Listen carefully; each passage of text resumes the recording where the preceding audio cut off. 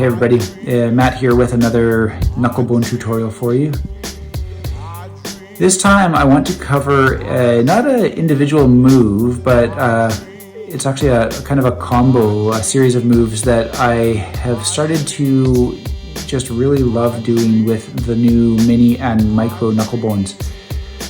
This particular set of moves is something that I only uncovered after playing with the mini and micros, because I think the nature of the moves, although it's, I guess, possible with the larger original size knucklebone, the slightly larger size of those original knucklebones makes it just a little bit harder for somebody, at least with my size of hands, to navigate all of these moves.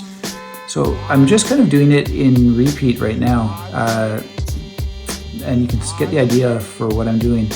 In one of my earlier tutorials with the original knucklebone, I introduced a move that I called a shove and a rewind. So that looks sort of like this. Okay, you shove it down, and then you can kind of rewind, and then back over. So that's the idea. So this builds on that, but when you shove the knucklebone down, you're kind of controlling it with 3 points of contact here. You shove the knucklebone down and shove it down basically like as far as you can. You want to get like right down to the base of your thumb, and then by kind of straightening out your middle and index fingers, you end up with like a ball joint there, and you can pop it up, and then you've got a new point of contact on the thumb. And then you can kind of shift the index and middle fingers up. And if you've given yourself enough room, you can rotate the knucklebone all the way over. Okay? So we'll do that again.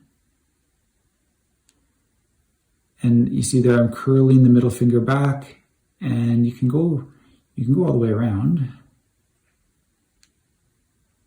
And then if you've curled the middle finger and guided the knucklebone back like that, it kind of hides behind the thumb, and you can do a neat little, almost like a sleight of hand type appearance there. It's, although it's not completely hidden, you're kind of obscuring it by the thumb, and then it looks kind of neat to have it pop out. So here we are around, and then the next stage of this combo is again kind of tricky. I've got like almost like a Deadeye coin style control here, where I've got my thumb on one end, the middle finger in the middle, and I'm using that to pivot the K-bone around.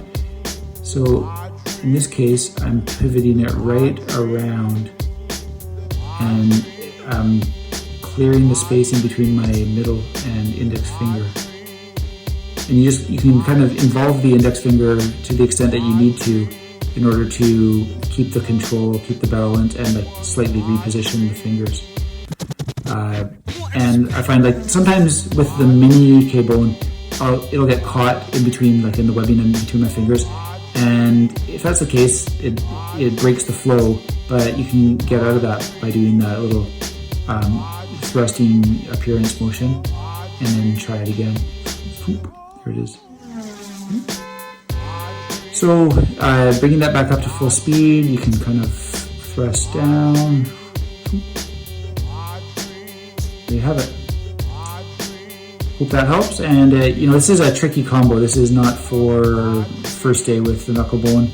And it is, I guess, theoretically possible with the large K-bone, but definitely not easy. I'll grab my full size here and I'll give it a quick try. I've done it before, but it's definitely not easy. So you have to push way down, give yourself lots of space around. Stretch the fingers. Not working. Try again. There we go. And then, of course, with the micro, it's a cakewalk. The micro is so small. It just there's plenty of space for any of these moves, and clearing in between the two fingers. At least for me, it doesn't get jammed up in there, because there's the length is way shorter than my finger length. Right? So there you are.